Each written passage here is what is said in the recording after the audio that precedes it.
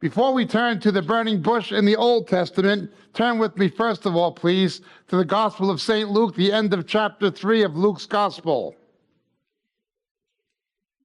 Sorry, Matthew's Gospel, the end of Matthew 3.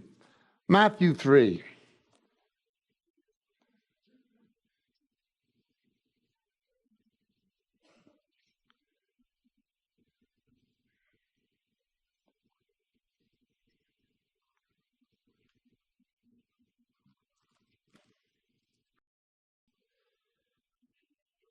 Verse 16, after being baptized, Jesus went up immediately from the water, and behold, the heavens were opened, and he saw the Spirit of God descending as a dove and coming upon him.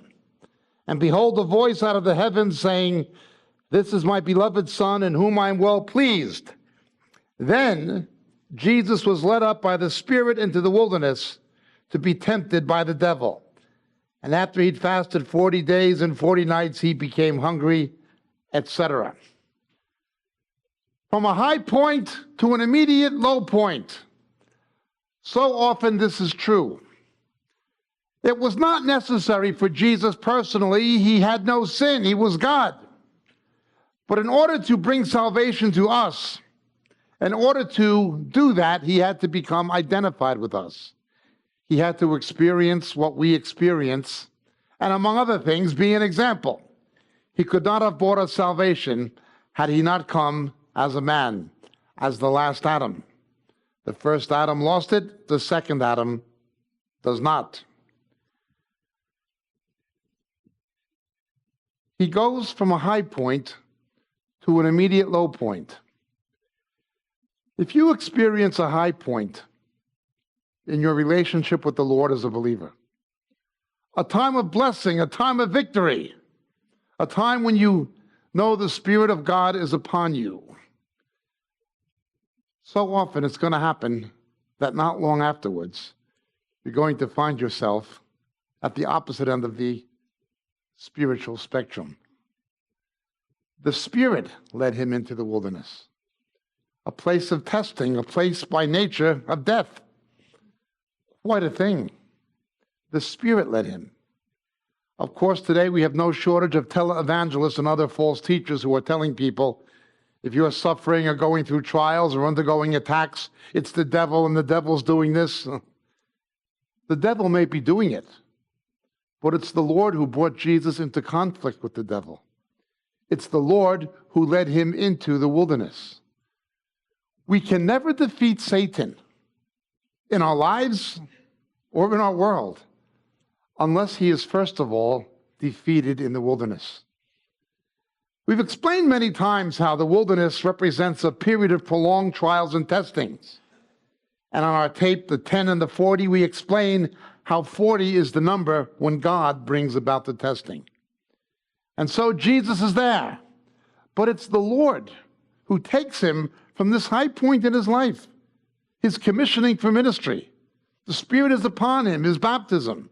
The voice of the Father speaks from heaven, from an absolute high point, and takes him immediately into the wilderness to confront Satan. There's no real victory over Satan until we defeat him in the wilderness. Resisting temptation, that's good. That's necessary, that's important. But to resist him during times of trials, of opposition, during seasons of testing, when our faith is under siege, when we're in emotional despondency, when things are going wrong, when it seems like that same God who once blessed us and lifted us up has now taken his hand off us and let us fall into our face. When you can defeat Satan there, you can defeat him anywhere. But it takes some doing. It doesn't happen overnight. Now, this was not a necessary experience for Jesus, but it was necessary for us that Jesus experienced it. But if he experienced it, we are going to. He has a purpose for every one of us. Every one of us was born again to fulfill some kind of purpose in this life. Whether or not we fulfill that purpose is something we're going to give account for on the day of judgment. It's going to determine our status in the millennial reign of Christ. It is going to understood to be determining the magnitude of our reward. We will give account, just like the parable of the talents. Did you do it? So you say you want to do it. Yes, Lord, what is your purpose in my life? Understand that as soon as God commissions you, you go into a wilderness. If somebody enlists in the military, they don't go to battle immediately.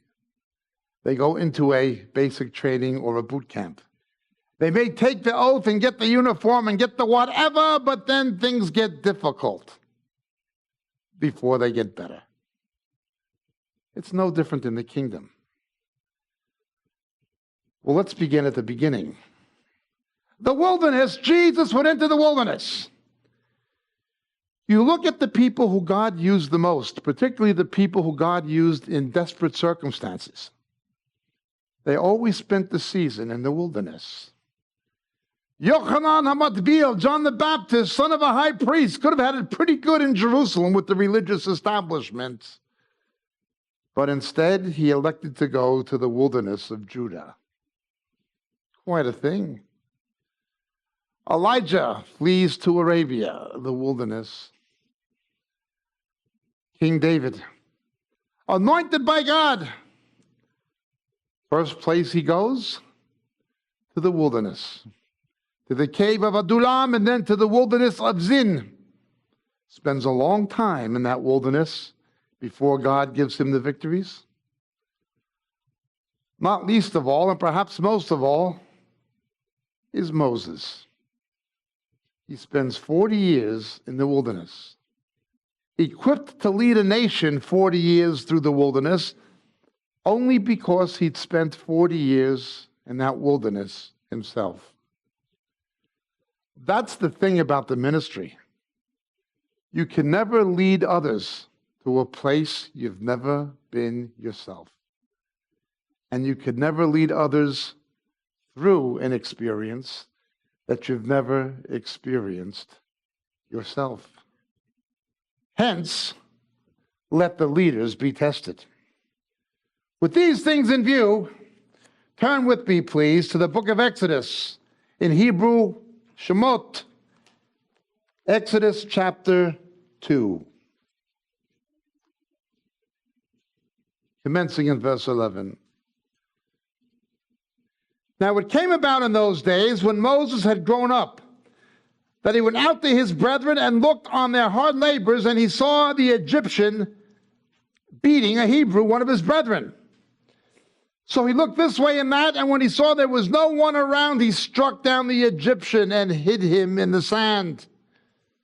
And he went out the next day, and behold, 2 Hebrews were fighting with each other, and he said to the offender, "Why are you striking your companion?" But he said, "Who made you a prince or a judge over us?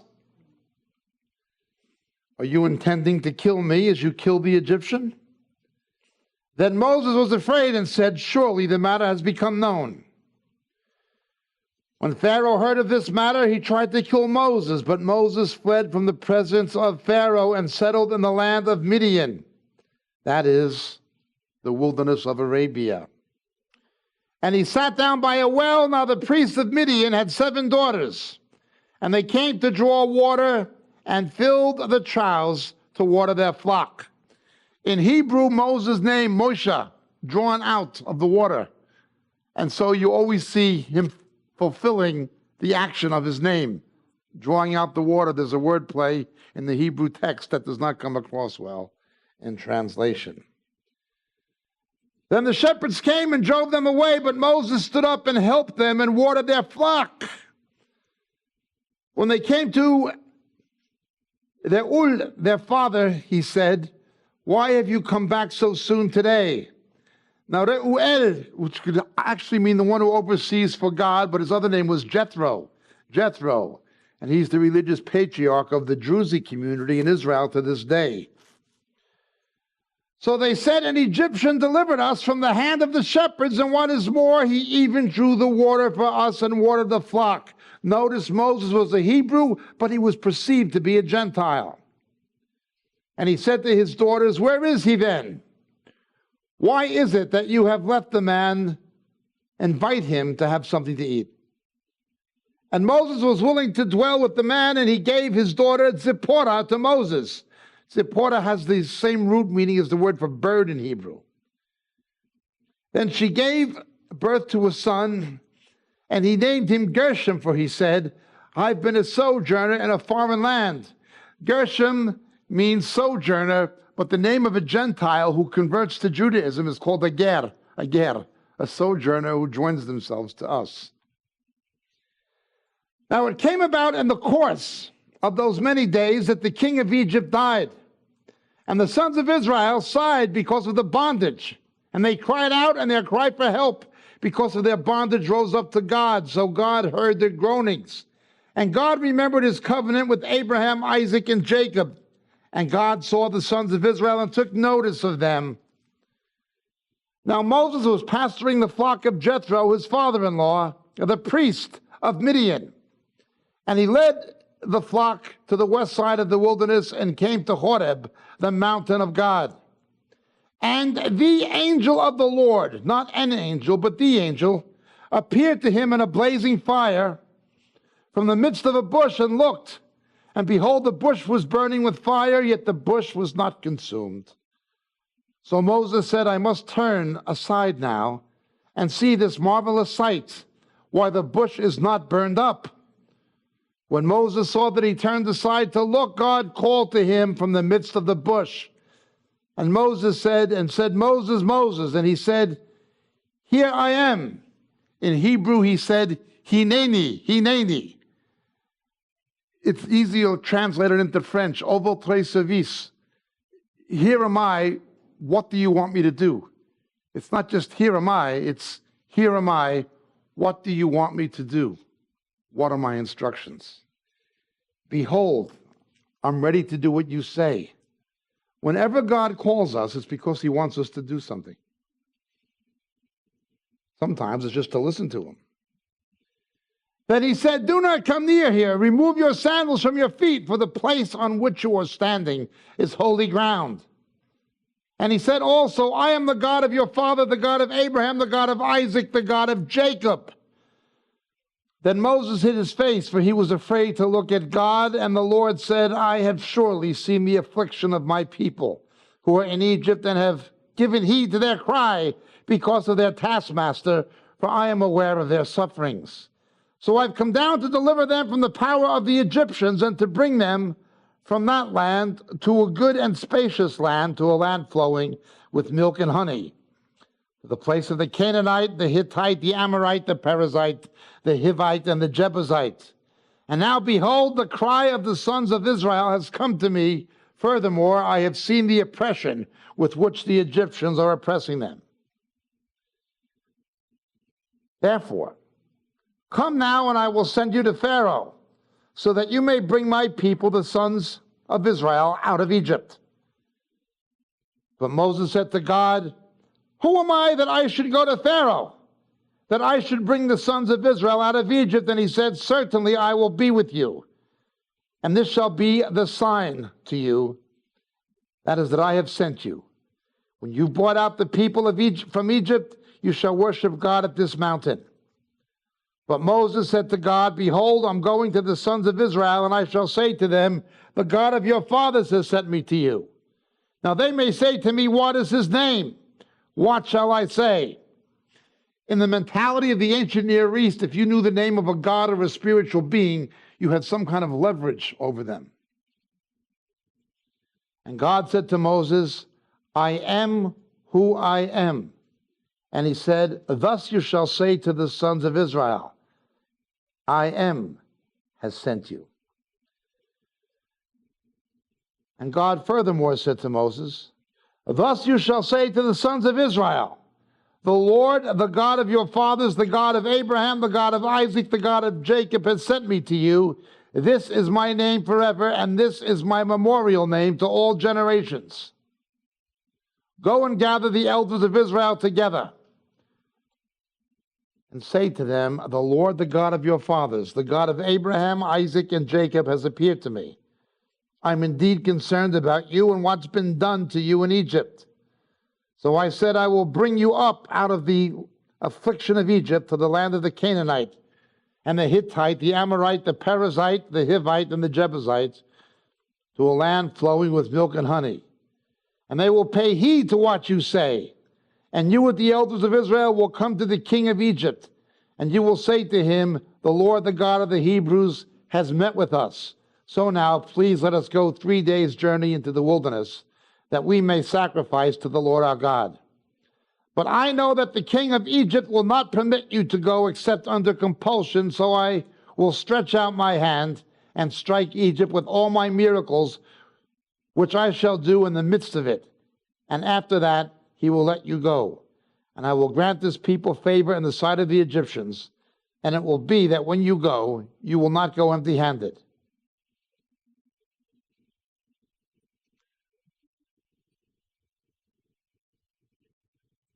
Moses, first of all, is a type of Christ. We have a teaching called a prophet like Moses.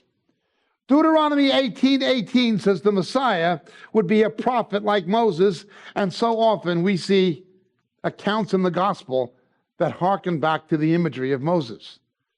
For instance, when the apostles are fishing from a dugit, from a fishing boat on the Sea of Galilee, and it's storm-tossed, and Jesus calls Peter out of the trouble to walk supernaturally through the water to the safety of the dry land, that's showing him as a prophet like Moses, bringing people through the water.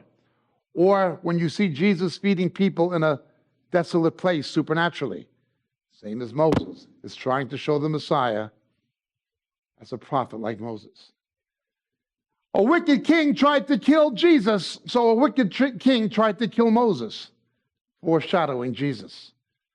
Moses was supernaturally protected by the faith of his parents. Jesus was supernaturally protected as a baby through the faith of his parents. Many similarities. The first time Moses tries to save his people, they reject him. It's only the second time he comes to save his people that they accept him. The first time Jesus comes to his own, Israel and the Jews reject him. We're told by Paul and by Zechariah in his return, the second time he comes to save them, only then will they accept him. While his own people rejected Moses, the Gentiles accepted him. And while his own people rejected Jesus, the Gentiles accepted him. Joseph took a Gentile bride. In figure, Jesus takes a Gentile bride, that is the church. Story continues. They thought that Moses was a Gentile. Jewish people, although they objectively know Jesus was Jewish, they look upon him as a Gentile. They look upon him as non-Jewish. Quite a thing. And Moses is misunderstood and driven into the wilderness. Completely rejected, nothing works out. Only in time. The Messiah would be a prophet like Moses. As soon as God calls Jesus, he goes into the wilderness. Moses is the same. He begins in the wilderness. It always begins in the wilderness. It's in the wilderness. He says Hineni to the Lord. In response to the angel of the Lord, Hamalak Adonai, definite article. Most of you know the angel of the Lord is a Christophany, an Old Testament manifestation of Jesus. Even the rabbis admit in their commentaries that this is the Metatron, the second pillar of the Godhead, because nobody can see God and live. What Moses saw was Jesus. Part of the reason it keeps identifying God as the God of Abraham, of Isaac, and of Jacob, Abraham, Yitzhak, and Yaakov, is to emphasize the threeness. Who are you? Yahweh, Yehovah, Asher, Haya, Hoveh, Veyavo. He who was, he who is, and he who is to come.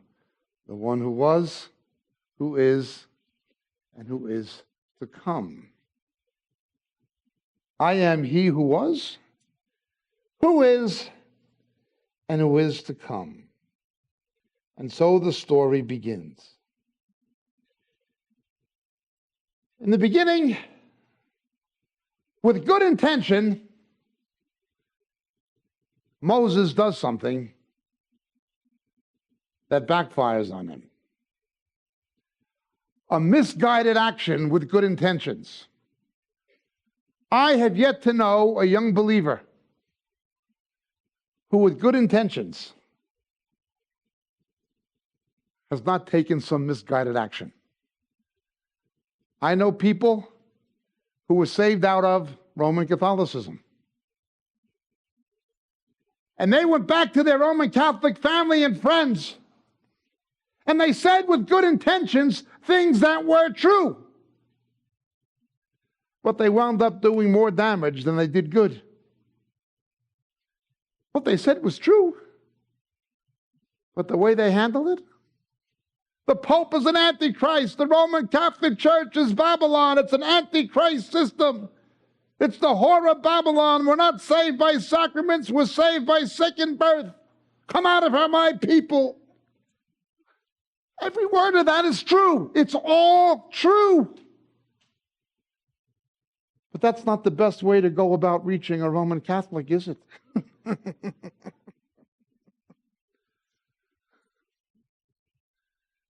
After they get saved, then you can show them that. Then they'll understand it. Right intention. Wrong way to put it across. I know people saved out of Talmudic Judaism. Jesus called it a synagogue of Satan. The rabbis are lying to you. Jesus is the Messiah. The Talmud's not the word of God. They perverted the Torah. It's all true. Every word of it's true. Every word of it. That's not the best way to go about witnessing to a Jew. After they come to faith in their Messiah, you can explain these things. So often, young believers with good intention kill an Egyptian. Their motives may be right. Their indignation may be understandable. But they don't quite have it yet. They're acting in their own strength. And Moses had a lot of strength to act in. He became culpable. He was a prince of Egypt. We are told he was educated in the wisdom of Pharaoh. before he was educated in the wisdom of God. He knew what the Egyptians knew. His idea was, I'm a prince of Egypt. I'm an educated person. I grew up in the royal family of Egypt. By adoption, I was the grandson of Pharaoh. My stepmother was a princess, Pharaoh's daughter. I come from power, privilege, education. Listen to me. Humanly speaking, he was holding all the cards, but he wound up in a desert.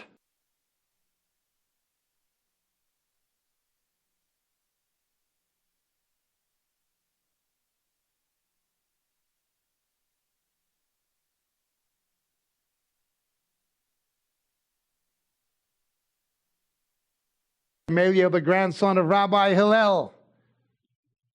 This was a rabbi, a Pharisee of the Pharisees, from the school of Hillel, a disciple of Gamaliel, a Roman citizen on top of it, a man of tremendous education that even the pagans recognized. Oh, Paul, your great learning has driven you mad.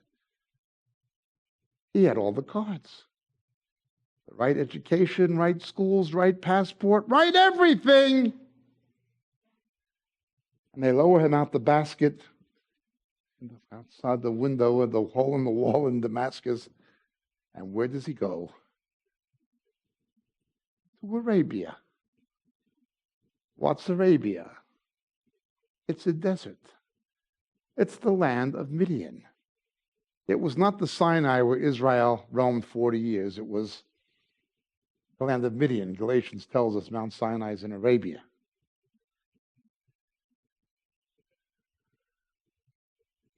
Thank God for new motives. And it's perfectly reasonable for somebody to think, because I did X, Y, and Z or Z in the secular world, I'm going to do it for the Lord now. That person may indeed understand the world. They may understand the world, but they don't yet understand the Lord. Somebody goes into the wilderness knowing their strength.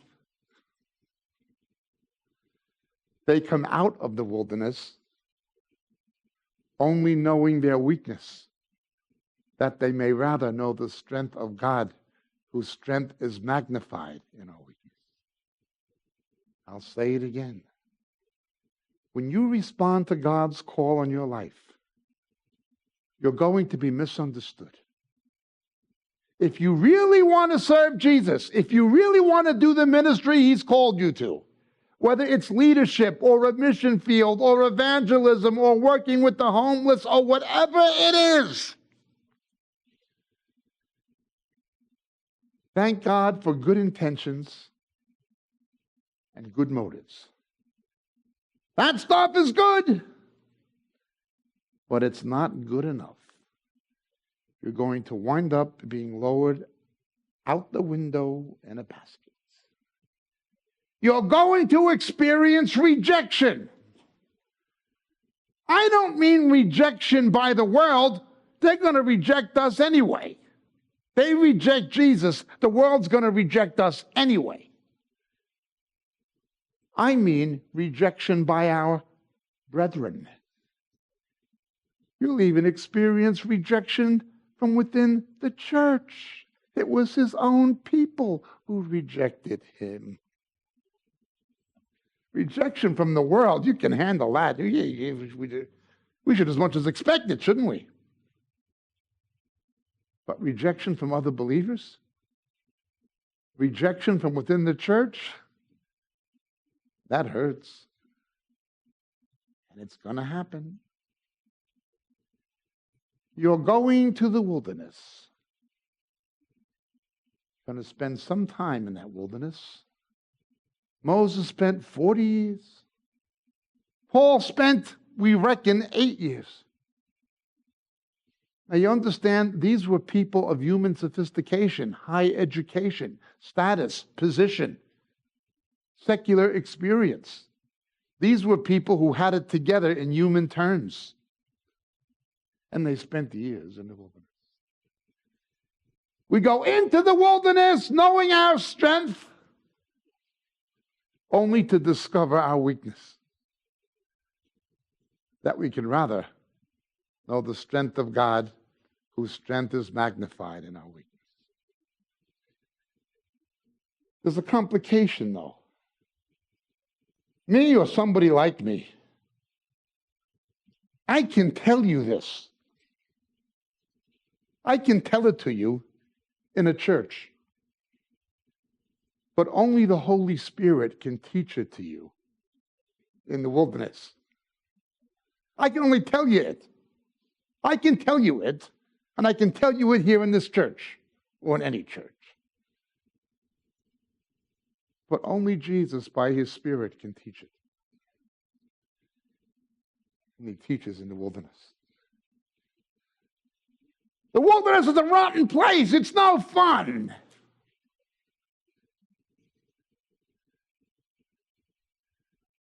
You have to make major adjustments and get used to it.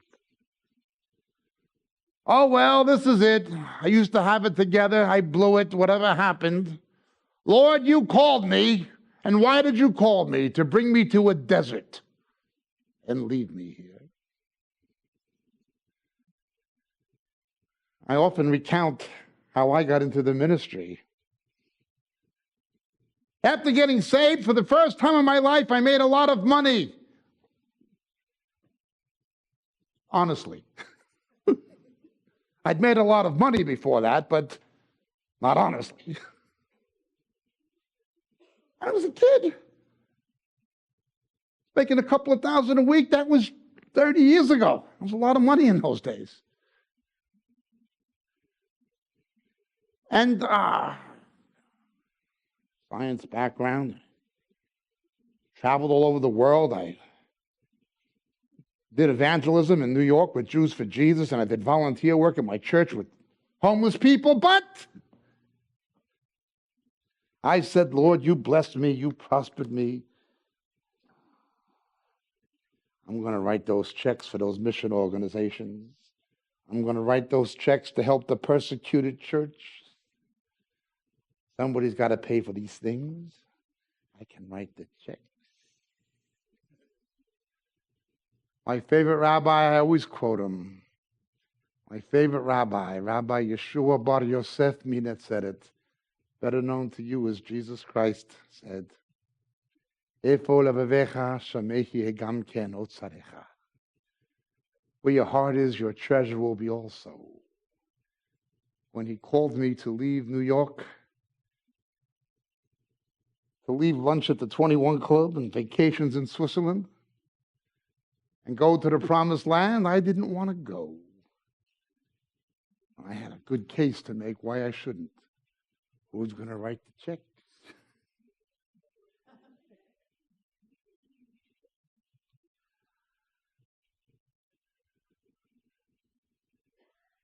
But he saw to it personally. I was no longer in the position to write the checks. I went to Israel. And I thought God was going to bless me and use me in Israel.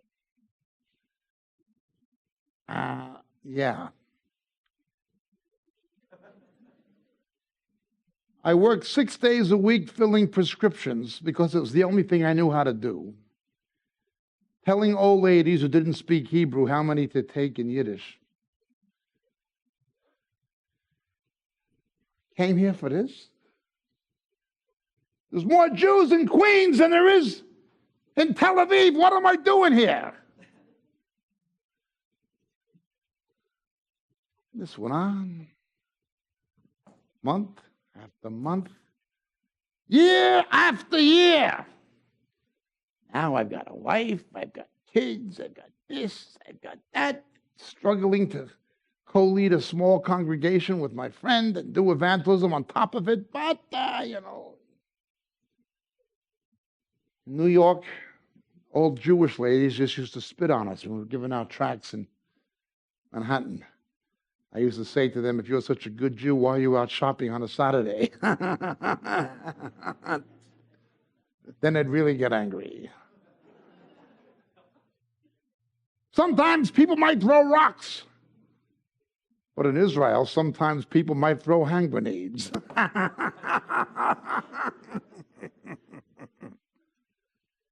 I remember being discouraged one time among many. Lord, what are you doing? I went over. I looked out the window. And there was sand out there. Why was there sand, you ask? Because I was in the desert.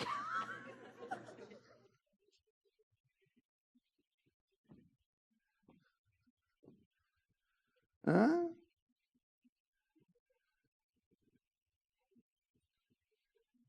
Goes on and on and on. It's worse than I'm telling you. Quite a thing. I had to learn Hebrew really well. You know, I kind of knew Hebrew, but to speak it, you know, witness in it and everything, you know, I had to begin everything over. It's like I had to go back to step one. It's like everything I knew and experienced didn't account for anything anymore.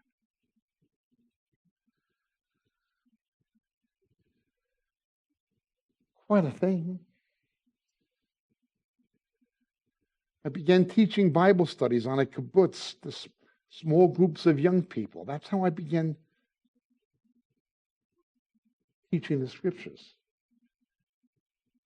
I'd been to university, but I studied science. Later on, I went to seminary and things like that, but not then. I was self-taught, Holy Spirit taught. Went to seminary later. Went on. No, I knew the rejection. I knew about being misunderstood. I knew about being in the wilderness.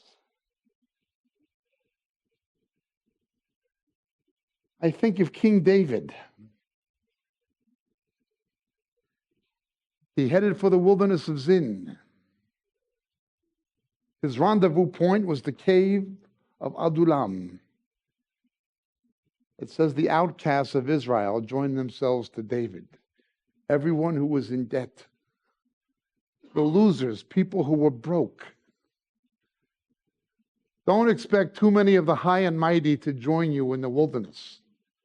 Expect the people who have nothing to lose to join you.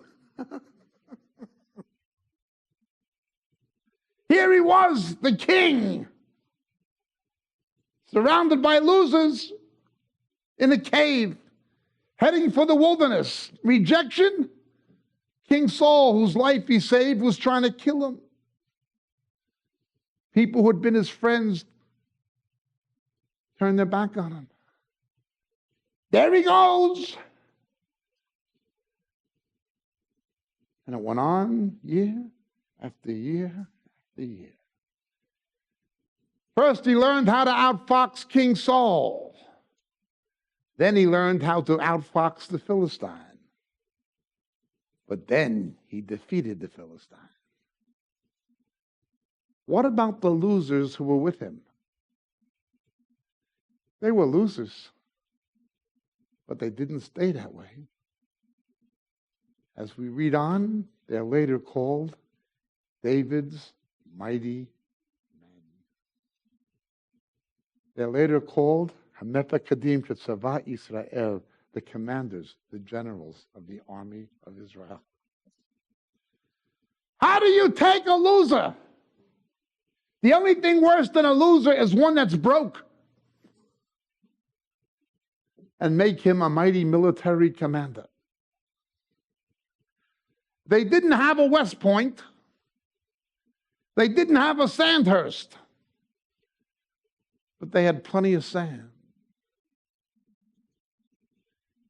Happened in the wilderness.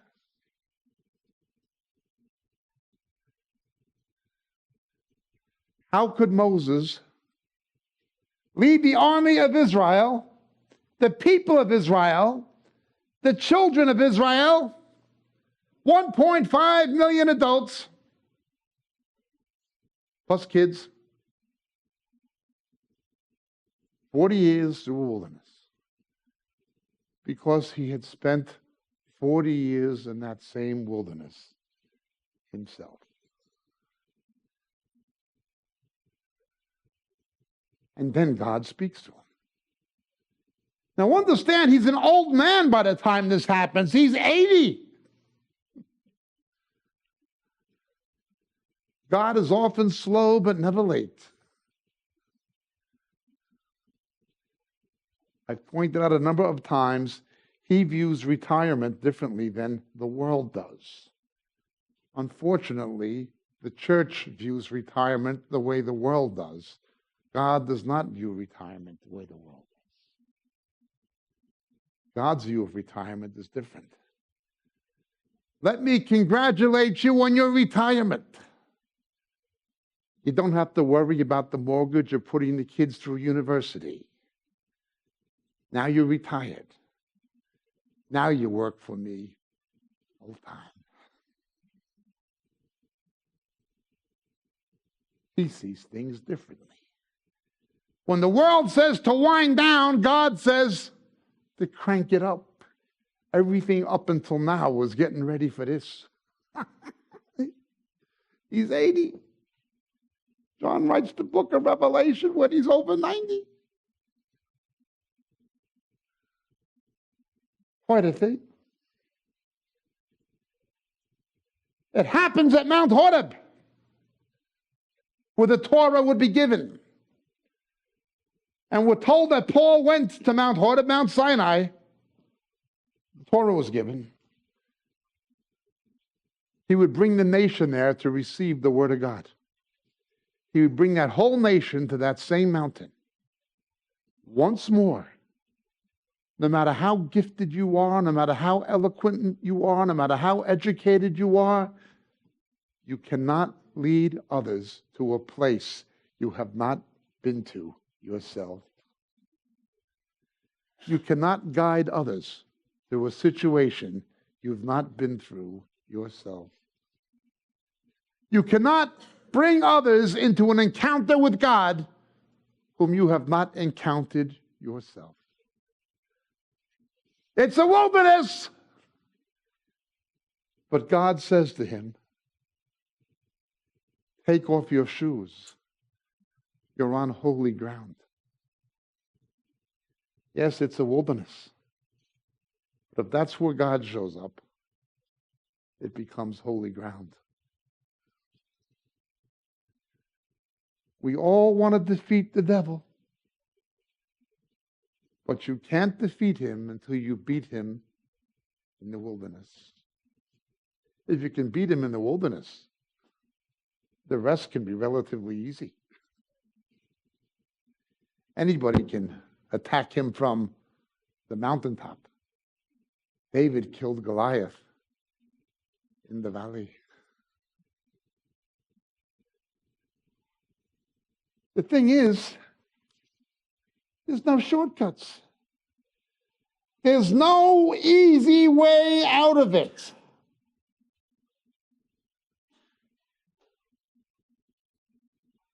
Amos, Moses, David, John the Baptist, Jesus himself all go into the wilderness. He prepares us in the wilderness, but he prepares the wilderness for us. Then there's the burning bush.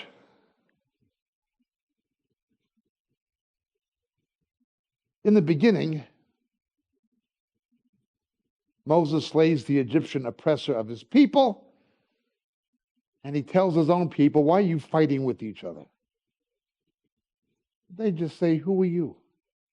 Who made you a prince over us? We don't care who you are in Egypt. It means nothing to us.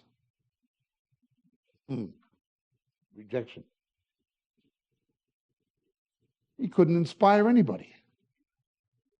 Before he goes into the wilderness, He could not inspire or lead anybody. Nobody would follow him. But when he comes out of the wilderness,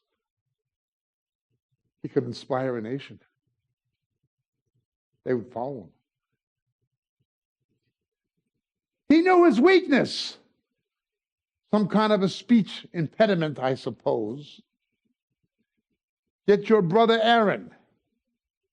Who, that wimp? Yeah. You're going to be able to inspire the wimp. The outcasts of Israel joined themselves to David. You will be God's instrument in turning losers into winners, in turning wimps into warriors. But that won't happen before you go into the wilderness. That's only possible when you come out. No exceptions. No shortcuts. People can give you hype and nonsense and rubbish, but if you really want God to bless you and use you, if you really want to fulfill your purpose, understand what's coming. No matter how smart you are, or privileged, or educated, or successful, or whatever, you can't handle it. You're going to be rejected. Rejected by the people you love the most, by the people you want to help the most. They will reject you. You'll be misunderstood. You will have tried your best and failed, and maybe failed miserably. And you will wind up in a wilderness. Don't blame it on the devil. God put you there.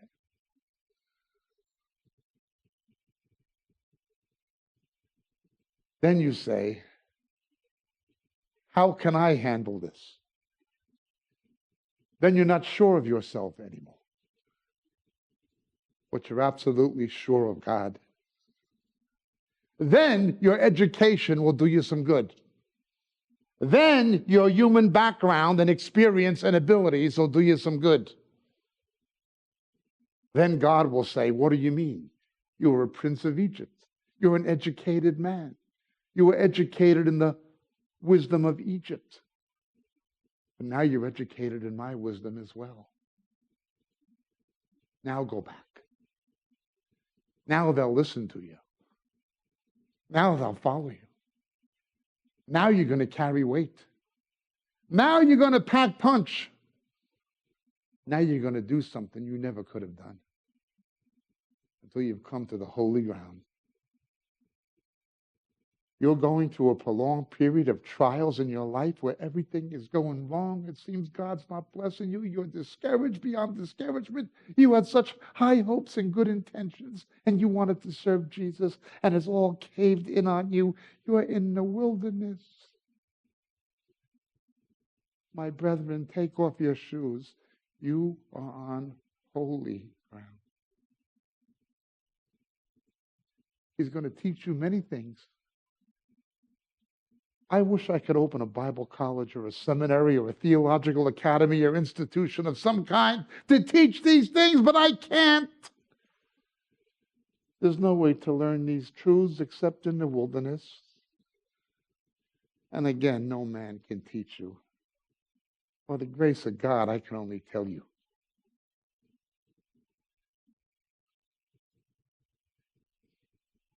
But at some point, you're going to encounter the burning bush.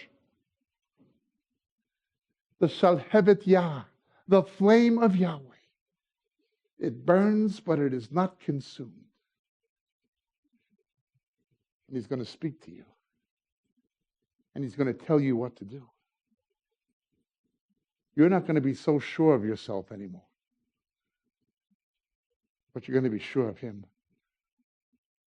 You're not going to have any reliance on your own strength anymore.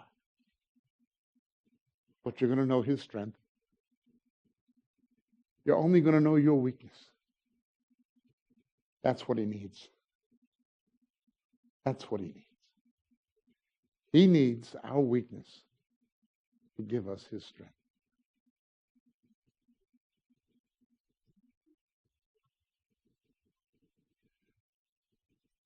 I've been there, done that, got the t-shirt.